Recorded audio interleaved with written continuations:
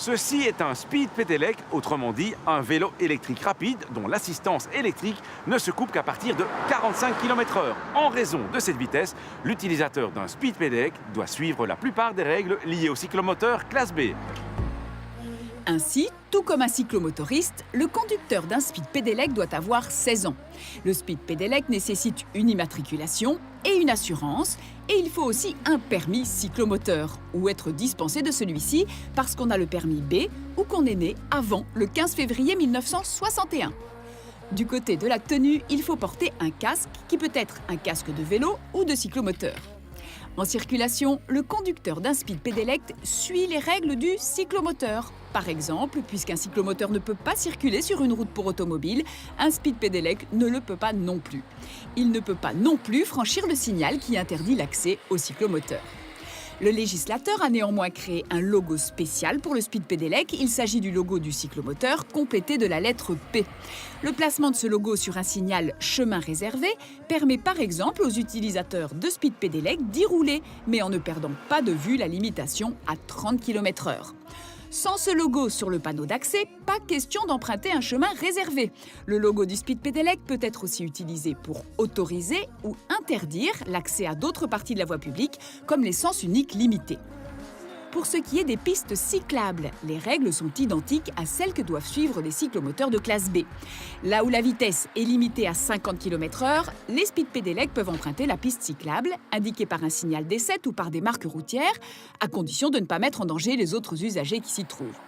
Si la limitation de vitesse est supérieure à 50 km/h, ils sont alors obligés d'emprunter la piste cyclable, indiquée par un signal d'essai ou par des marques routières. Ce point législatif étant fait, il est également intéressant de rappeler quelques conseils qui s'adressent aux cyclomotoristes en général. À propos de la tenue pour les personnes qui circulent sur un cyclomoteur ou un scooter, c'est tout aussi important que pour celui qui circule sur une moto. Bien qu'il faut quelque part raison garder, mais l'important c'est quand même d'avoir un casque intégral, une veste de protection et surtout aussi ce qu'on voit trop souvent, c'est l'oubli de porter des gants. C'est pas obligatoire, mais c'est simplement une question de bon sens. Tout comme des chaussures qui protègent la malléole et aussi un pantalon, bon, pas un pantalon de moto évidemment, ce serait le top, mais on va pas aller jusque-là, mais peut-être simplement un bon gros jeans.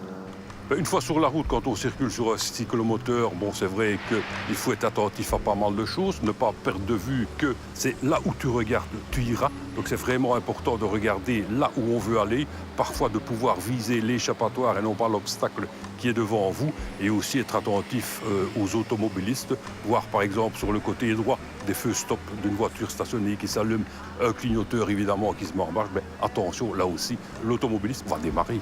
Et ce qui est important aussi, évidemment, c'est lorsque l'on suit une voiture, quand on est derrière, c'est de chercher le regard de l'automobiliste dans son rétroviseur. Et à partir du moment où on a trouvé son regard, on est sûr que lui vous a aperçu. Que vous pilotiez un cyclomoteur classe B ou un speed pedelec, vous utilisez dans les deux cas un engin qui a une moyenne plus élevée que le vélo classique ou le cyclomoteur classe A. Ceci doit vous inciter à plus de prudence vis-à-vis du trafic, mais aussi des usagers plus lents que vous. Comment bien régler ces rétroviseurs latéraux? Pour limiter l'angle mort, il faut faire en sorte de ne voir qu'un fin filet de votre carrosserie. Et pour voir le plus loin possible, il faut éviter de trop voir le sol ou le ciel. À la semaine prochaine et d'ici là, bonne route!